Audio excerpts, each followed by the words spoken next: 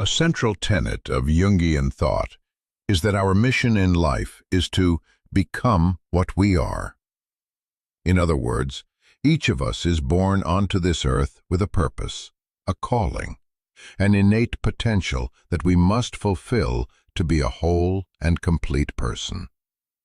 There's an internal element to this work. We must bring the unconscious to the conscious and integrate it into ourself. But there's an external element as well, because for most of us, our calling is not to merely perform the personal work, to become individuated, and then passively bask in our solitary enlightenment. Instead, becoming what we are also requires us to do external work in the world, to create, to build, to lead, to love, to inspire, to protect, and to teach.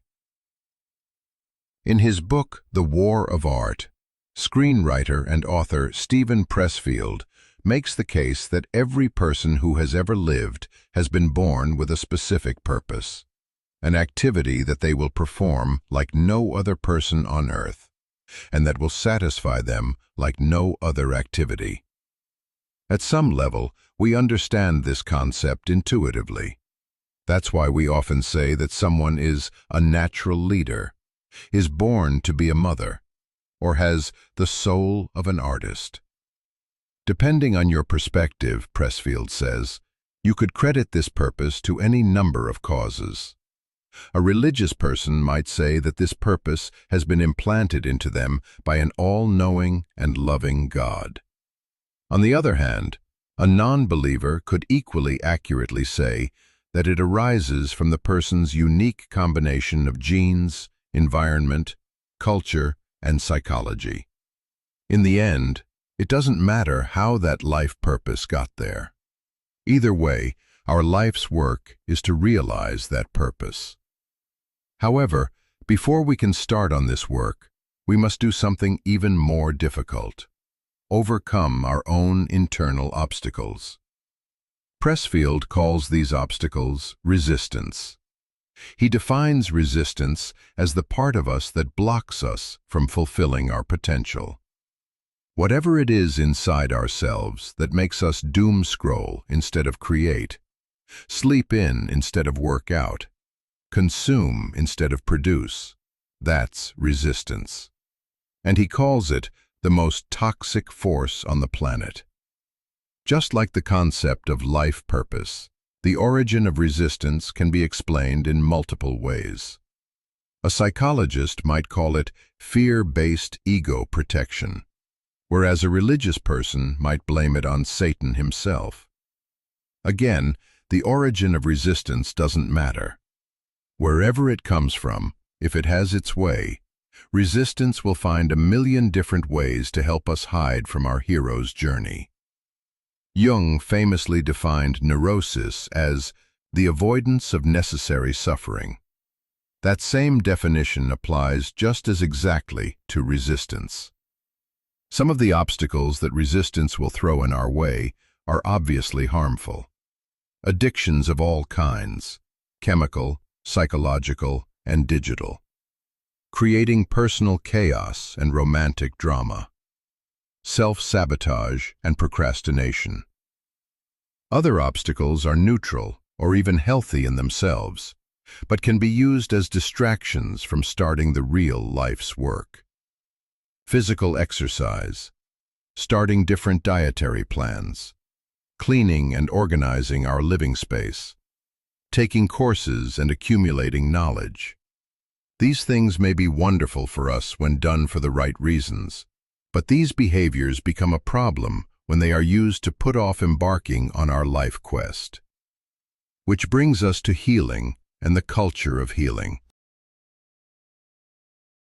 Obviously, deep and searching psychological work is vital to Jung's transformative process of individuation.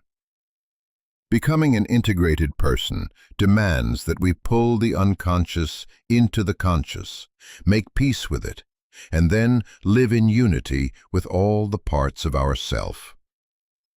This requires sustained introspection into the most hidden parts of our psyche, processing the painful memories and emotions we find there, accepting their validity, and embracing those parts into ourselves.